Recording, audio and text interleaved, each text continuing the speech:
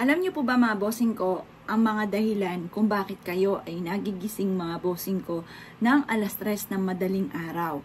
Yung bang tipo na bigla ka naaalipungatan na parang paggising po ninyo, eksaktong alas 3 ng madaling araw. Sinasabi po nila mga bossing ko na ito ay good sign. Parang may swerte na darating po sa inyo or may sinyales na ginising ka ng guardian angel ninyo at parang sinasabi sa inyo na paalala na kayo ay humanda dahil may swerteng darating. Yan po isa sa mga sinyales po yan mga bossing ko na maaaring kayo po halimbawa may inaantabayanan ka na pera. Huwag kang mag-alala at darating na po ito. Or kaya po ikaw ay may matagal ng pinapangarap, sign din po yan na kung ano man yung matagal mo ng pinapangarap, ito ay darating. Or kung ano yung matagal mo ng gusto, matutupad po ito. Sinyales po yan mga bossing.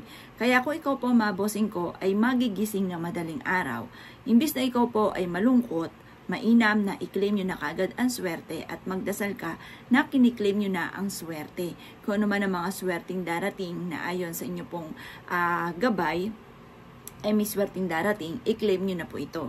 At talasan ng pandama dahil may mga pagkakataon minsan na may mga swerte na nakakalampas dahil parang wala tayong kaalam-alam na ito na pala yung sign na tayo ay suswertein. Kaya mas mainam mga bossing ko, alam po natin at i-claim na po kaagad natin ang swerte once na ikaw po ay magigising ng madaling araw ng alas 3. Kailangan saktong alas 3. Good sign po yan na sinasabi ng guardian angel natin na humanda ka dahil kung ano man yung ninanais ninyo, ito ay matutupad.